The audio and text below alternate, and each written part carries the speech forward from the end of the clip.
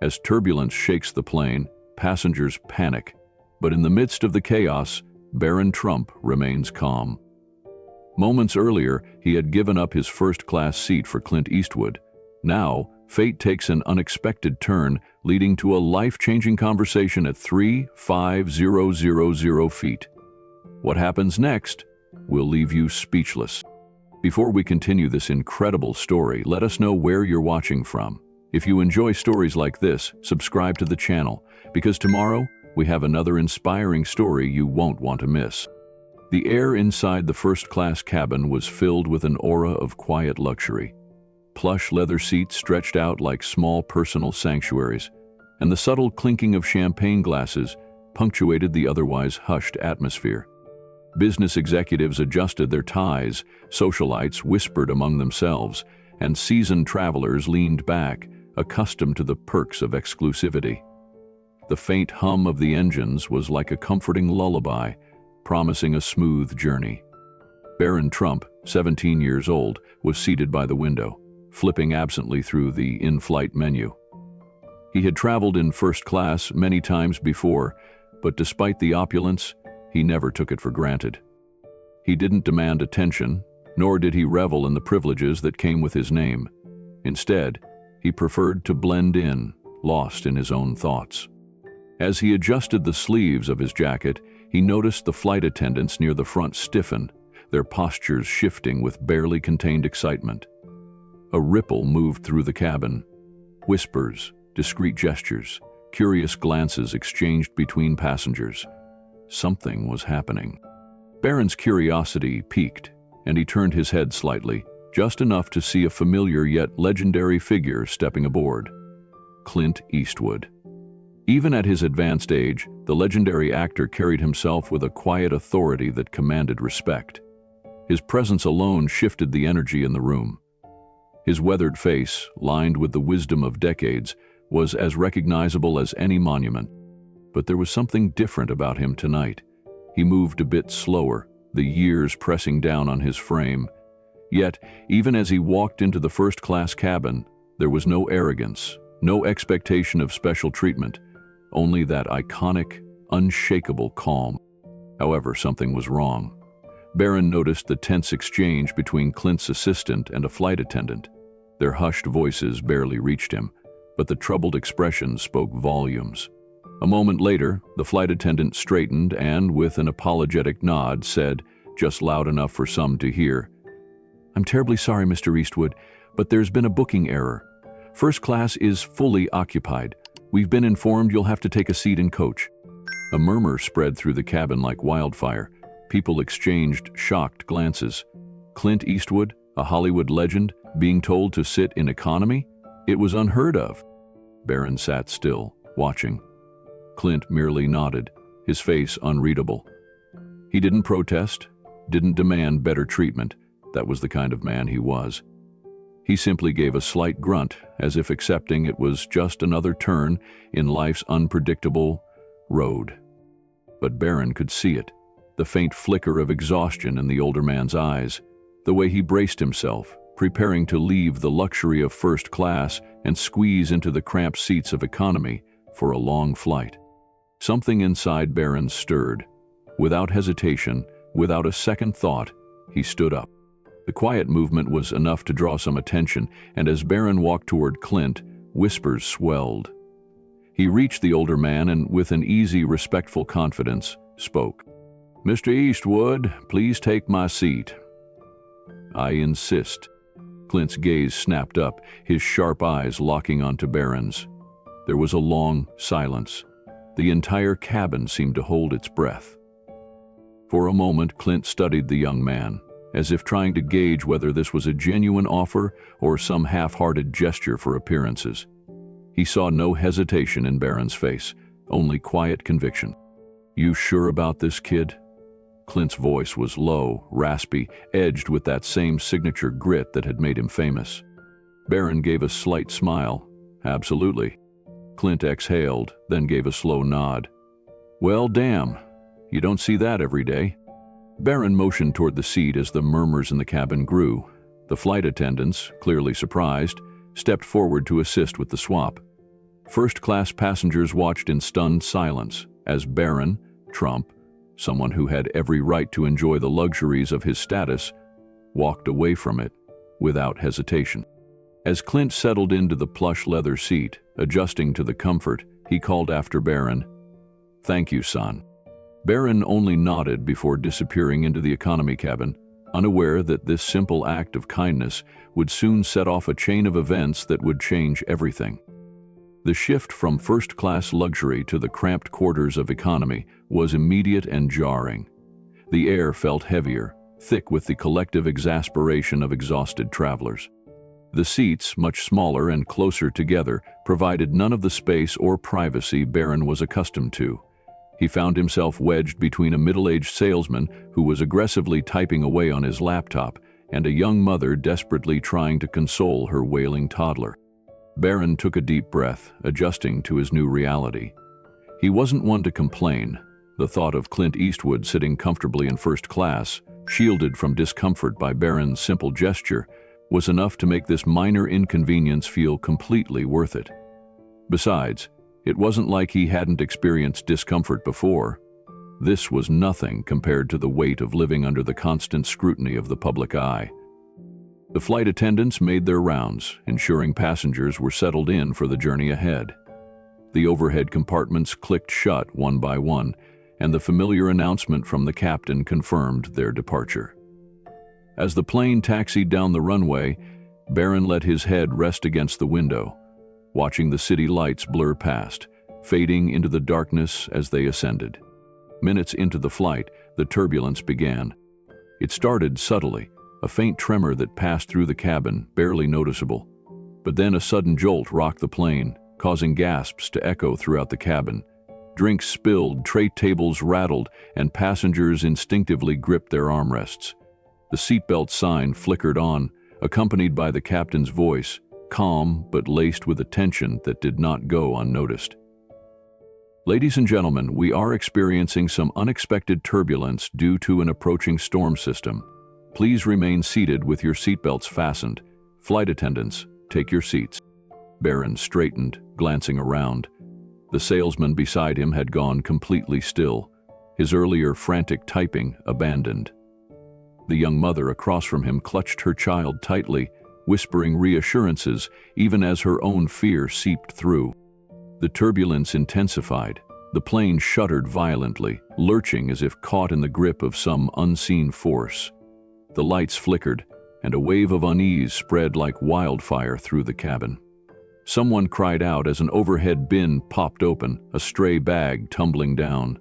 A flight attendant rushed forward to secure it, her hands shaking. Barron exhaled slowly, forcing himself to remain calm. Panic never solved anything, but as the turbulence persisted, a deep unease settled in his chest. Up in first class, Clint Eastwood sat rigid, gripping the armrests. He had experienced turbulence before, but something about this felt different, more relentless. He could hear the murmurs of worried passengers behind him, feel the tension radiating through the air. His thoughts drifted to Barron, who was now somewhere in the back, enduring this same chaos without the comfort of first class. Clint clenched his jaw. That kid had given up his seat without hesitation, without expecting anything in return. Another violent jolt sent trays clattering to the ground. The flight crew, usually so composed, were visibly on edge.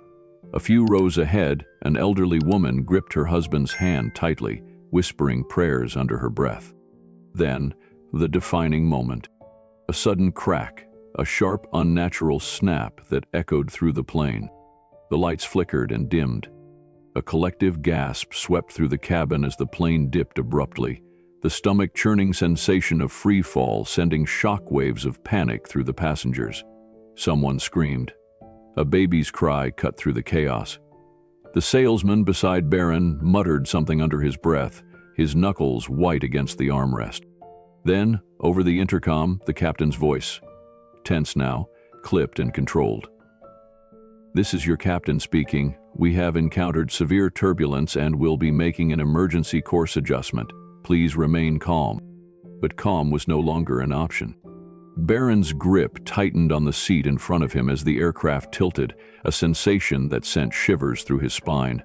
The turbulence was no longer just unsettling, it was dangerous.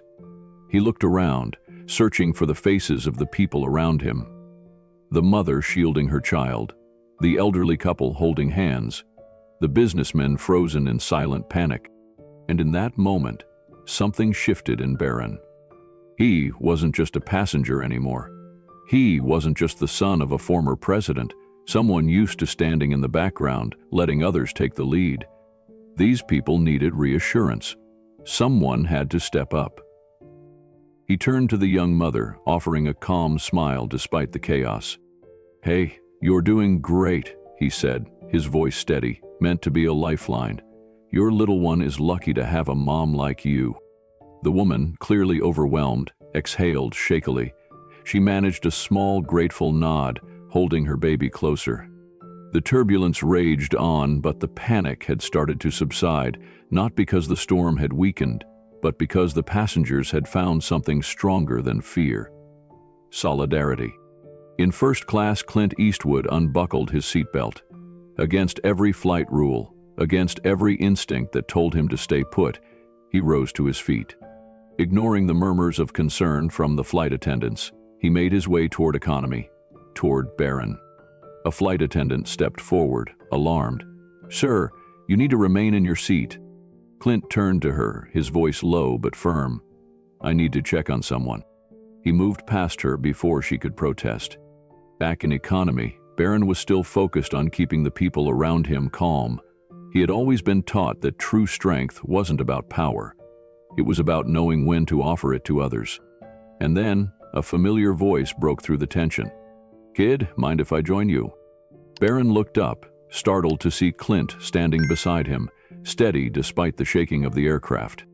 For the first time since the turbulence had begun, Barron felt something settle within him. A sense of certainty. It wasn't about where you sat, it wasn't about status or fame, it was about who you stood with when it mattered most. As Clint settled into the cramped seat beside him, the two exchanged a glance, one that needed no words. And together, as the storm raged on outside, they faced it not as a Hollywood legend and a political heir, but simply as two men who understood the power of standing side by side in the face of uncertainty. The plane's cabin was quieter now, though the turbulence hadn't completely faded. There was still an occasional jolt, a reminder that they weren't out of the storm yet. But the initial panic had subsided.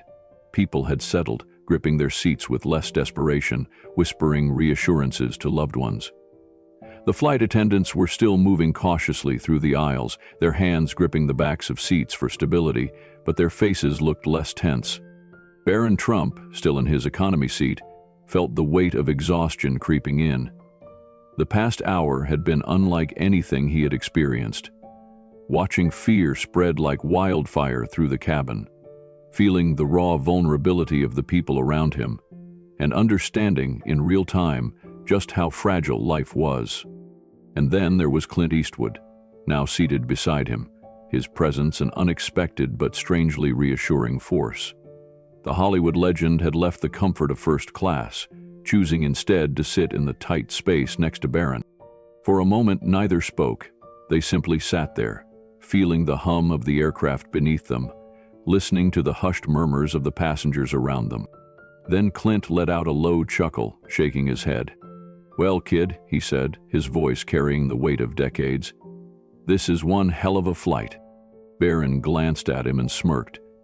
"Not exactly the relaxing trip I was expecting."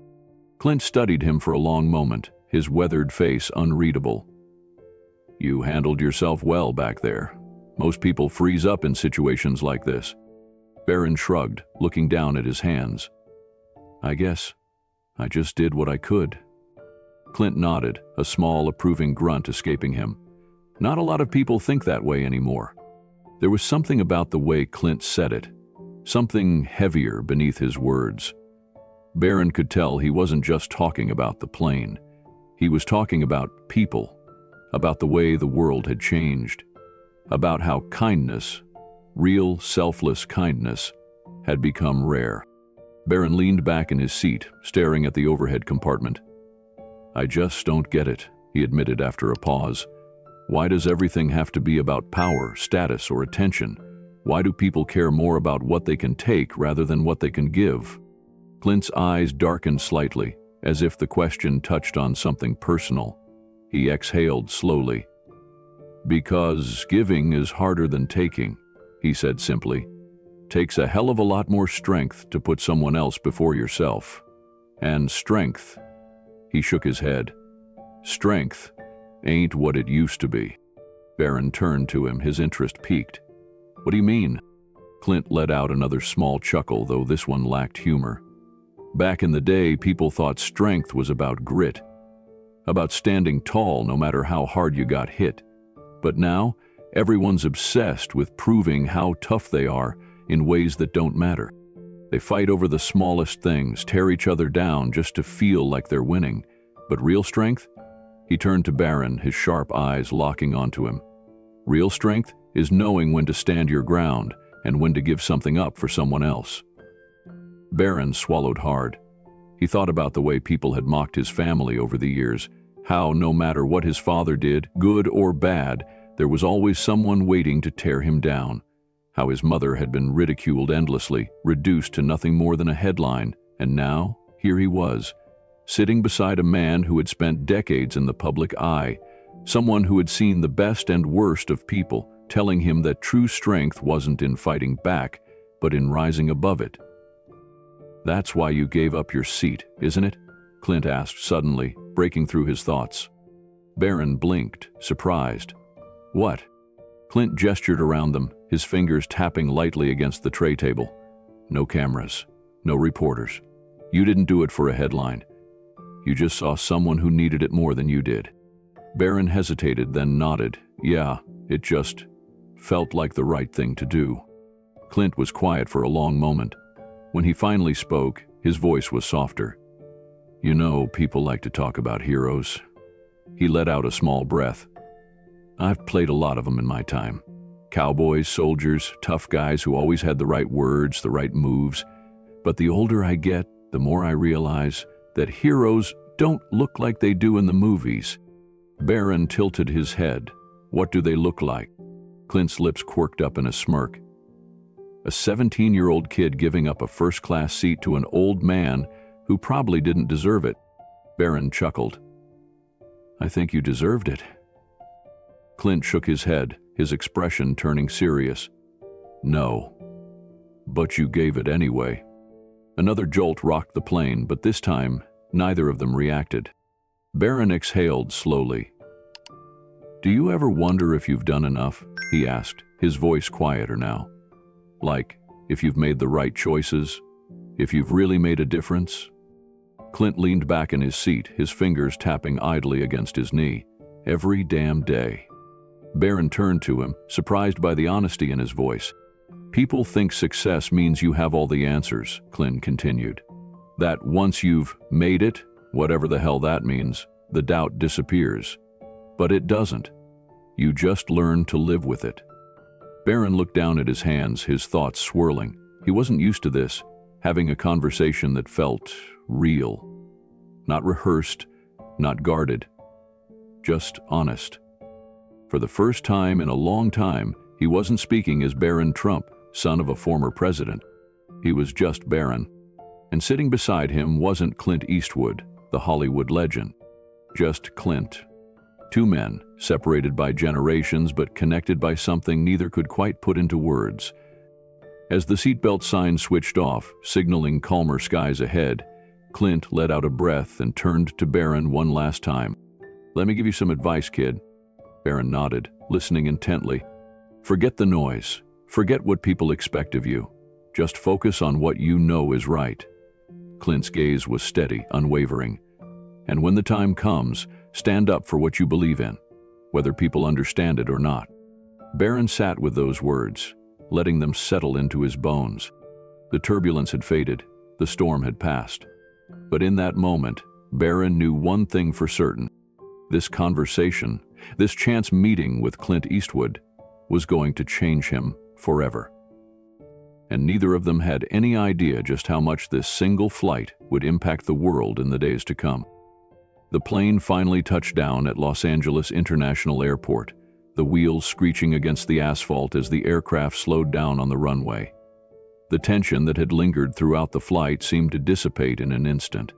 Passengers exchanged relieved glances, murmuring quiet prayers of gratitude, while others stretched, eager to leave behind the turbulence, both literal and emotional, that had defined the journey. Barron Trump unbuckled his seatbelt, rubbing his temples as he processed everything that had just happened. It still didn't feel real. The near chaos of the storm, the pulse-pounding moments when it seemed like things could spiral out of control, and then Clint Eastwood. Their conversation still echoed in his head, each word carrying a weight that refused to fade. Forget the noise. Forget what people expect of you. Just focus on what you know is right. It was advice that seemed almost too simple, and yet somehow it had cut through the distractions, the expectations, the ever-present pressure that came with being who he was. Barron stood, adjusting his jacket as passengers in first class gathered their belongings and shuffled toward the exit. He watched as Clint did the same, moving with a kind of effortless grace that defied his age. The legendary actor turned back toward Barron, his face unreadable for a moment. "You coming?" Clint asked, his voice gruff but warm. Barron nodded, grabbing his carry-on before stepping into the aisle. The flight attendants smiled politely as he passed, their eyes betraying just how much they had been whispering about what had transpired. They knew. Everyone on that flight had seen what had happened. And as Barron moved toward the exit, the first applause began. It started as a small clap, hesitant and uncertain, but then others joined in. Soon the entire first-class cabin erupted into cheers, their appreciation ringing through the plane.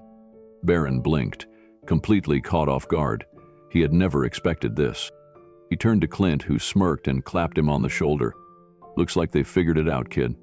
Barron wasn't sure how to respond. He had done what he felt was right, nothing more, nothing less. Yet somehow, it had turned into something bigger than himself. By the time he and Clint stepped onto the jet bridge, the whispers had already begun. The passengers who had witnessed the exchange were talking, some pulling out their phones, some shaking their heads in awe, others already texting friends and family about what they had just seen. And then came the first reporter. A woman in a navy blue blazer, her press badge hanging from a lanyard, rushed forward the moment they emerged into the terminal. "Mr. Eastwood." "Barron, could we get a comment on what happened on the flight?" Clint sighed, clearly no stranger to the relentless nature of the media. Barron stiffened, instinctively bracing himself for the onslaught that was about to come. He had spent his life in the public eye, but it never got any easier. Before he could respond, Clint stepped in front of him, placing a protective hand on his shoulder. "No comments for now," the actor said firmly, giving the reporter a knowing look. "Let's not turn a simple act of kindness into a headline, all right?" Barron exhaled a breath he hadn't realized he was holding. Clint had just shielded him. The legendary Clint Eastwood, one of the most recognized men in the world, had stepped in front of the cameras to protect him. It was a simple gesture, but it meant everything. As they moved through the terminal, Clint guided Barron toward a quieter exit, away from the growing crowd of reporters and photographers that were now swarming in. He could already hear them shouting, their voices blending into a chaotic blur. "Barron, what made you give up your seat?" "Mr. Eastwood, how does it feel to have received such a generous gesture? Was this planned? Will you two be working together in the future?" Barron sighed, rubbing the bridge of his nose.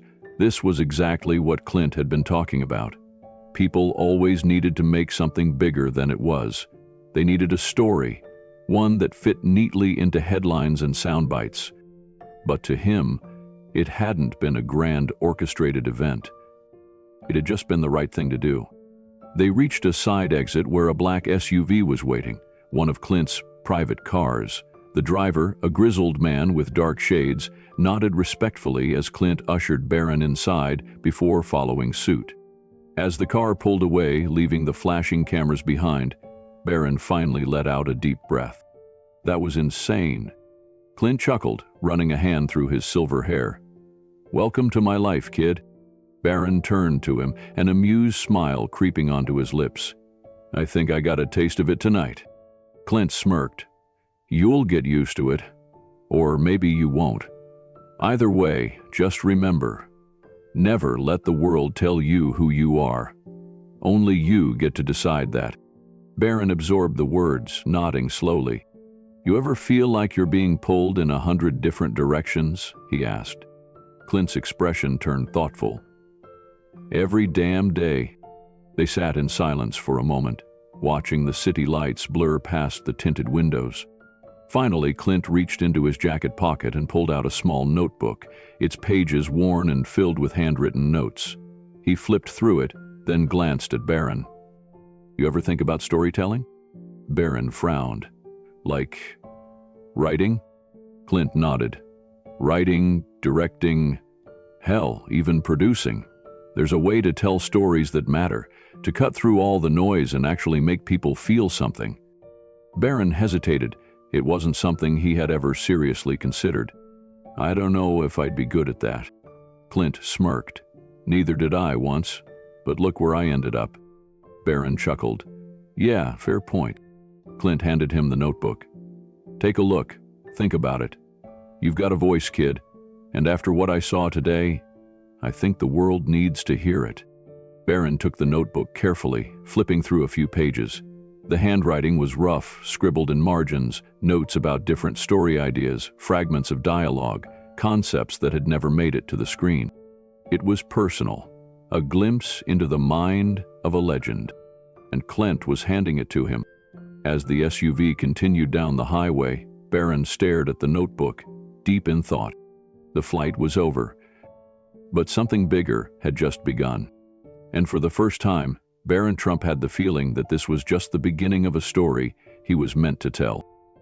The streets of Los Angeles blurred past the tinted windows of the black SUV as Barron Trump absent-mindedly flipped through the worn notebook Clint Eastwood had handed him. The handwritten notes, story fragments, and scribbled thoughts felt like glimpses into the mind of a man who had spent decades shaping cinema.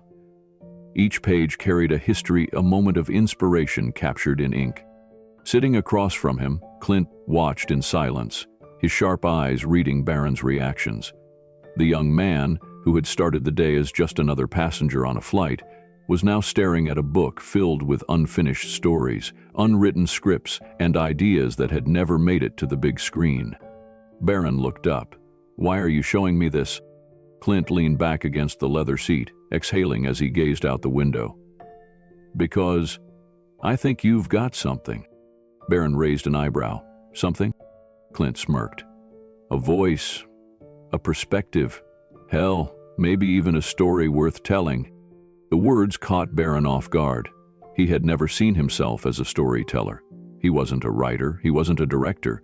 He had grown up surrounded by powerful people, figures who shaped politics, business, and entertainment.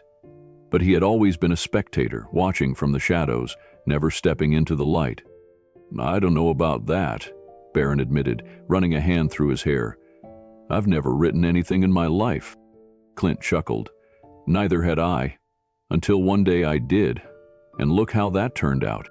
The car slowed as they approached Clint's private residence, a secluded estate nestled in the hills. The security gates opened silently, allowing them to pass through before shutting behind them. The house was nothing like the grand, gilded towers Barron had grown up in.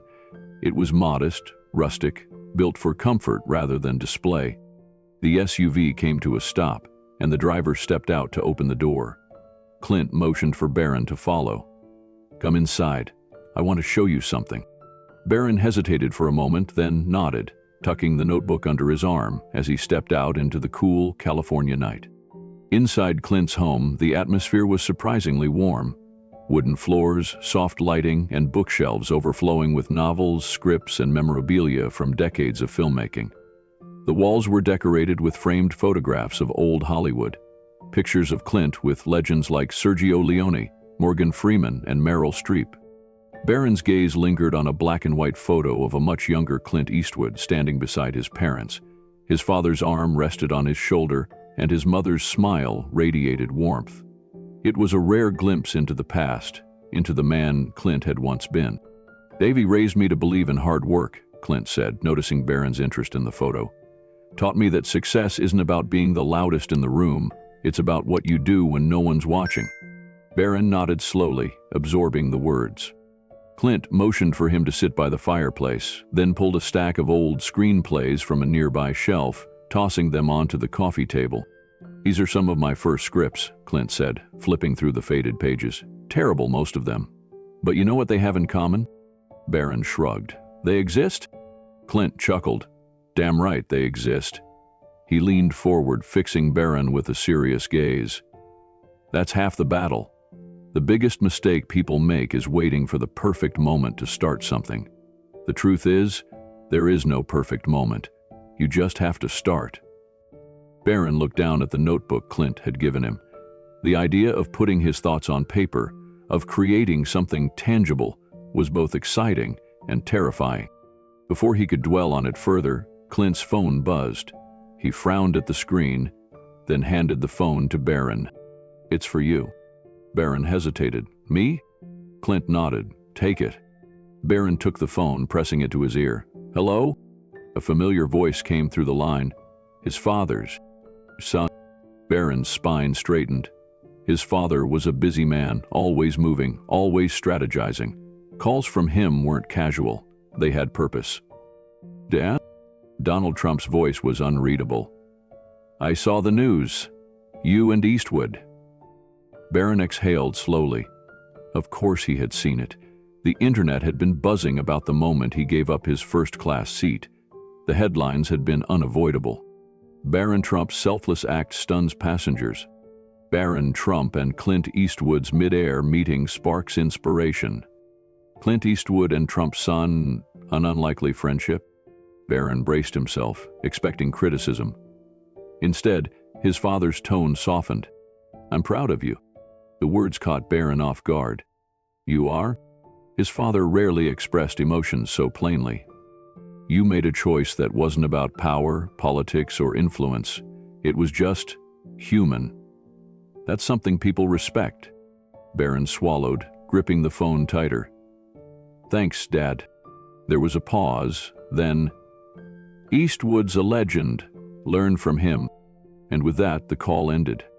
Barron handed the phone back to Clint, who smirked. "Didn't expect that, did you?"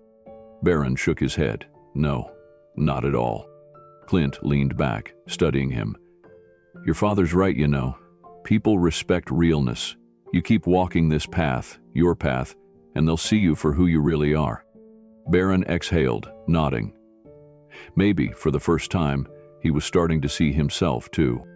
The night stretched on, and the conversation between Barron and Clint drifted from movies to life, from regrets to aspirations. Clint shared stories of the Hollywood of old, the days when movies were made with heart, when actors weren't just performers but storytellers with something to say. Barron listened, fascinated. And then, Clint said something that changed everything. "I've been working on a new project," he admitted. "A film about kindness, about how the smallest actions can ripple outward and change the world." Barron raised an eyebrow. Clint smiled. "And I want you to be part of it."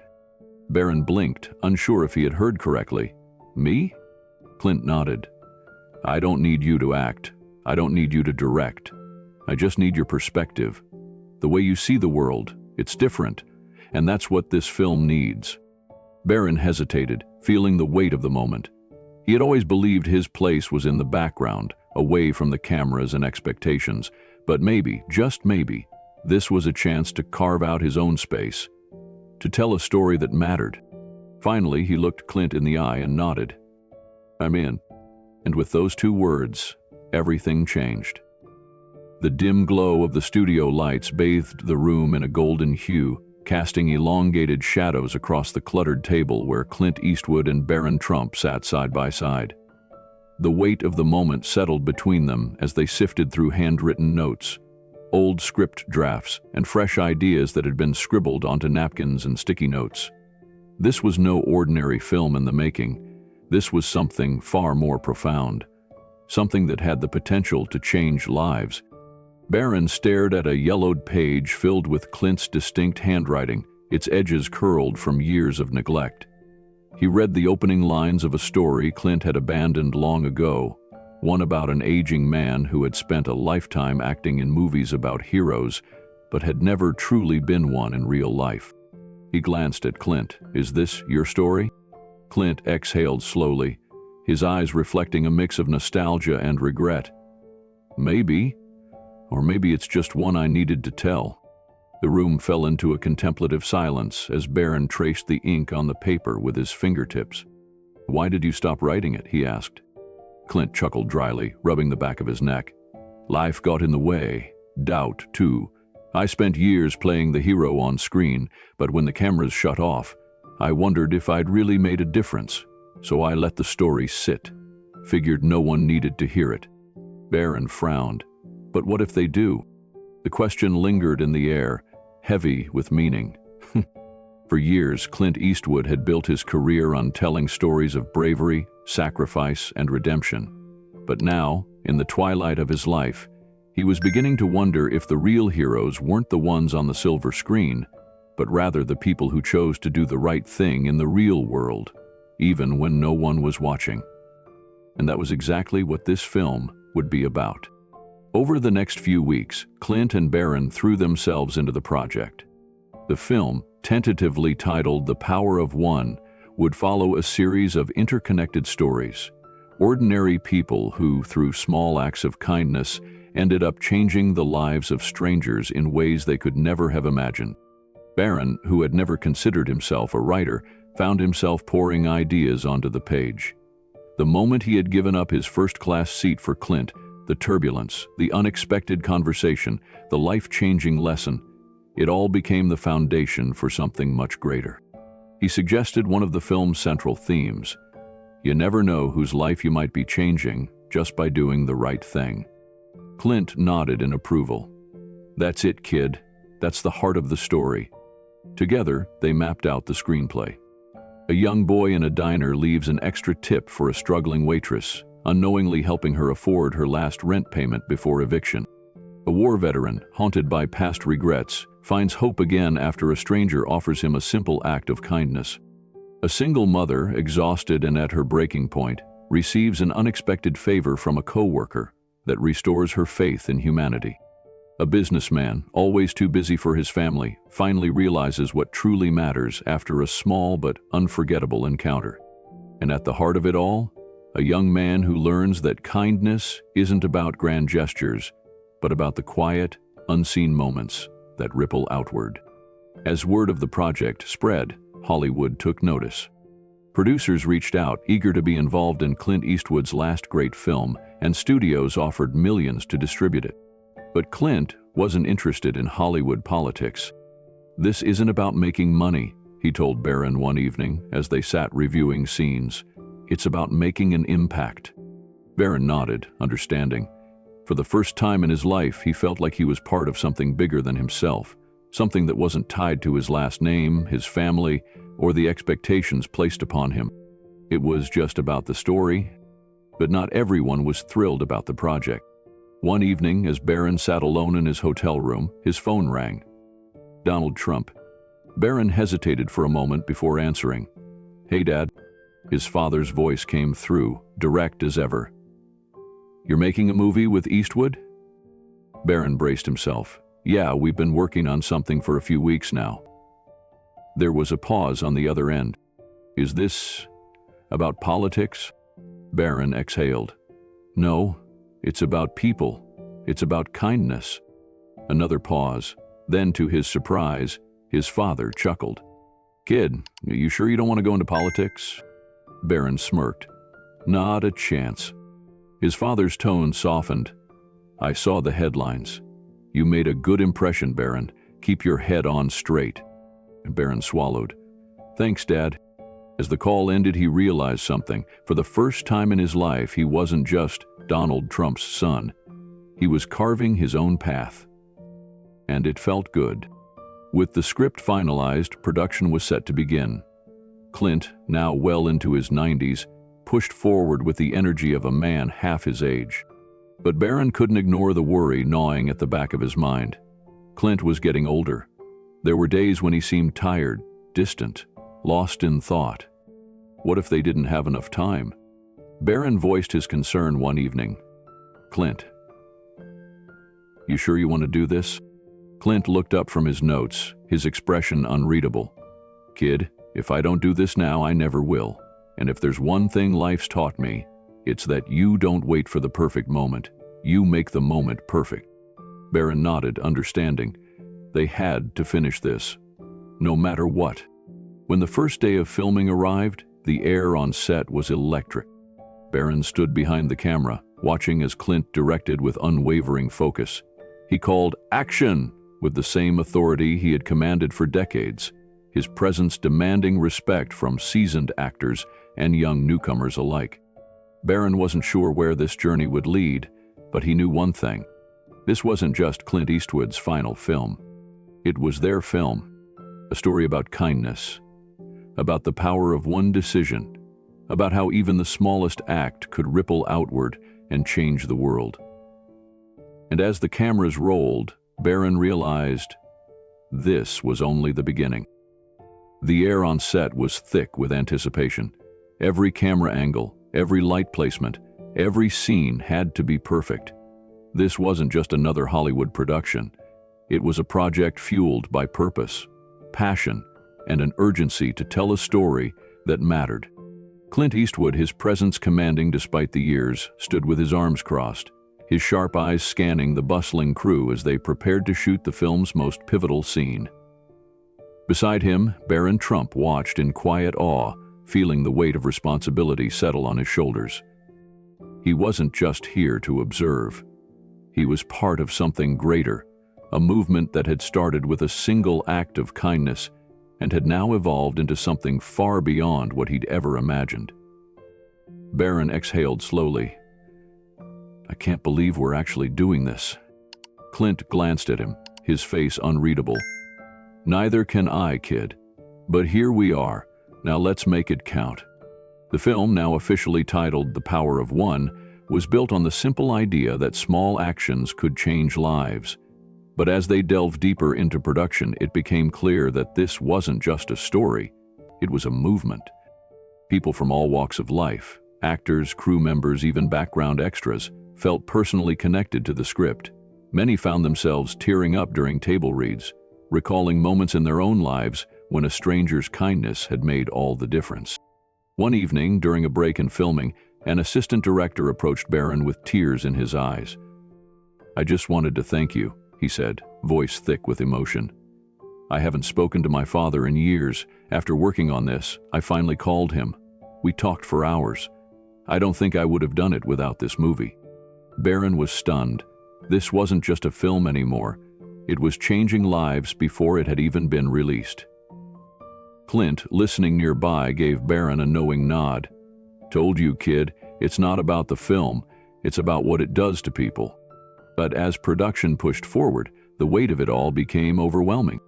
Clint, now well into his 90s, worked harder than men half his age, but there were days when exhaustion showed.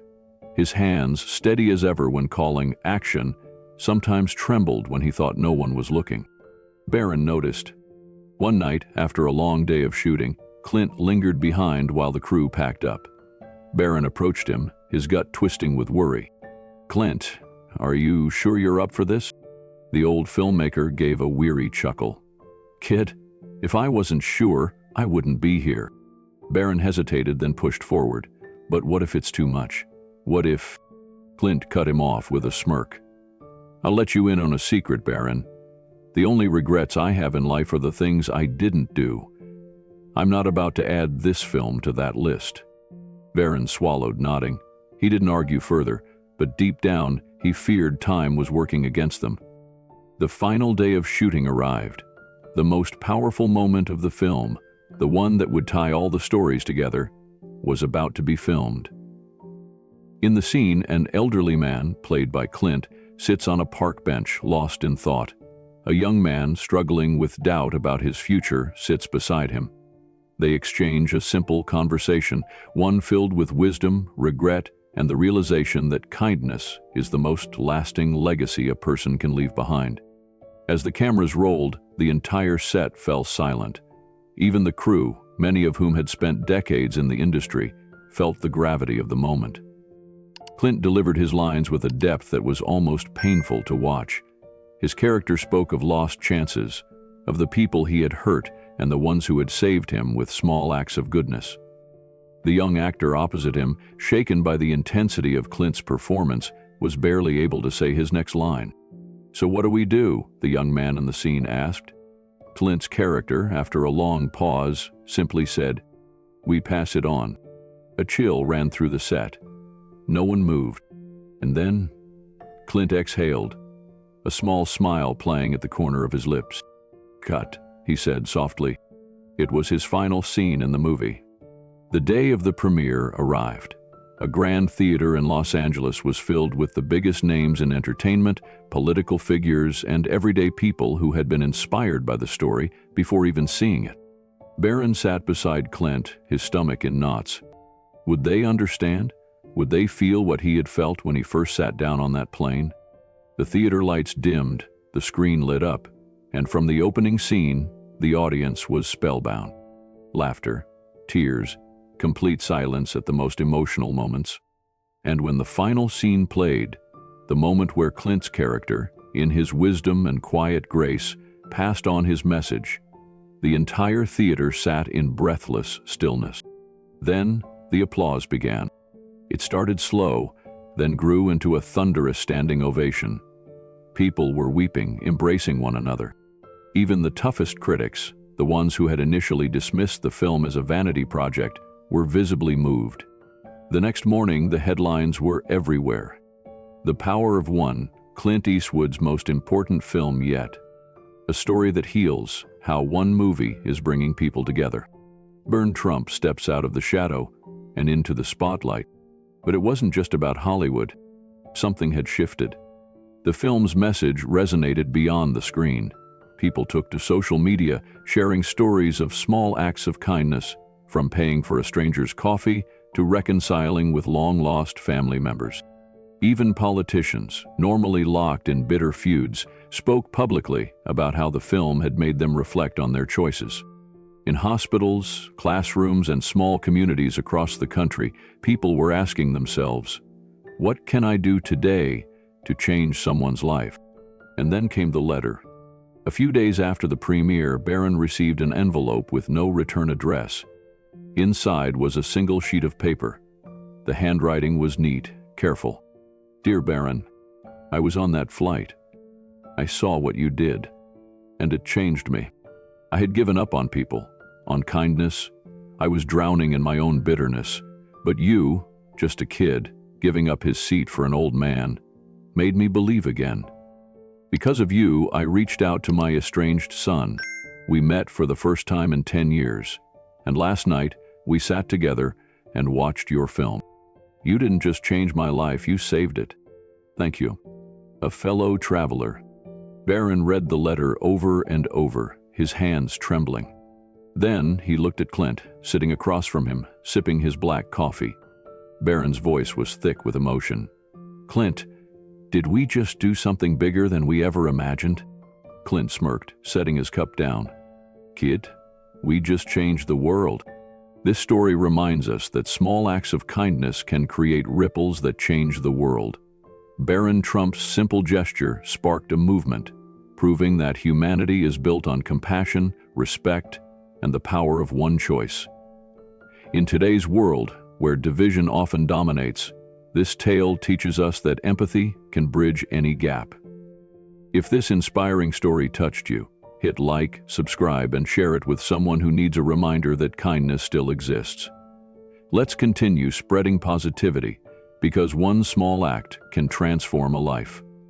What will your act of kindness be today?